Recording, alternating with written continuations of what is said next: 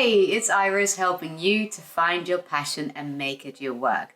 In today's video, I'm going to be sharing 3 job search tips for career changes.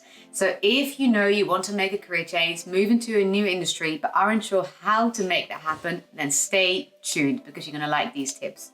But before I do that, as always, if you like this video, then please leave a like and subscribe to my channel. See it as a small act of kindness from you to me, because it's so simple and easy for you to do, but it means the world to me because it helps me to grow my channel and reach more people so I can help more people into careers they love.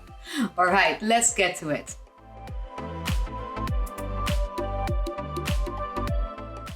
Okay, so the first question I want to ask you is this. Do you already know what you want to do next? Do you have a clear idea about the type of role that you want? Well, if you're like most people that I work with, you probably don't, and that's okay.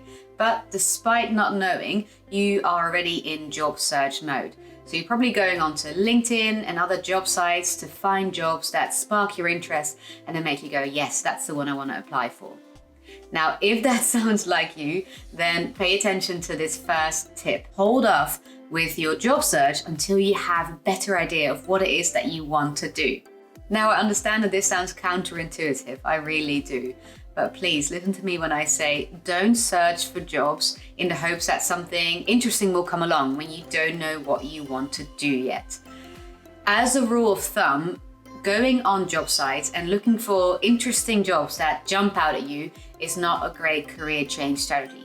Because while we're hoping that it might give us some clarity or some clues about what's next for us, what it often does is the opposite. It often only makes us feel more hopeless in our pursuit of finding something new, in our pursuit of making a career change. Now, maybe you've already experienced this because you've spent hours upon hours on those job sites and you can't find anything that really feels good. Or maybe you found something that does jump out at you, that makes you think, yes, this is something that I'd love to do. But when you look at the required skills, experience, or knowledge, you scratch the back of your head and you kind of go like, yes, I don't have what's required, what's necessary for those kind of roles. So then you start to think, am I even going to be able to make this happen? So what I want you to do instead is reach out to people who work in industries that you're interested in or who work at companies that you are interested in. Now, they don't need to do jobs that you would love to do yourself, but simply reach out to them and ask for a 15 to 20 minute call to learn more about that industry, learn more about the company that they work for. This is called an informational interview, and I've done a step-by-step tutorial on how to set one up in this video, so make sure you go and watch that. But in short, an informational interview is a meeting with the sole aim of learning more about a desired industry, a desired company, desired field of work. So that's my first tip. Hold off with your job search and start reaching out to people instead. All right, so tip number 2.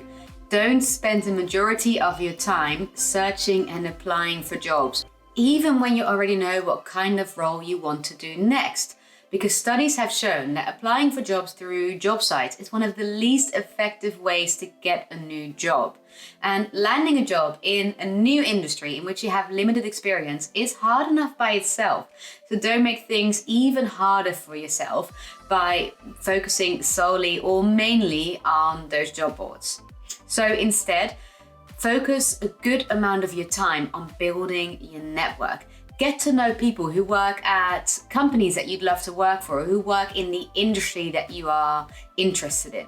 Reaching out to new people can open new doors and it can lead to paths that you've never considered before. Now, it's best to make connections through people that you already know, but don't be afraid to make connections when you don't have someone who can introduce you, because people are surprisingly willing to help if you're asking for advice, information, or recommendation. All right, moving on to the final tip, and that is reach out to the hiring manager or recruiter before applying. Don't assume that you know everything about the role just by reading a job advert.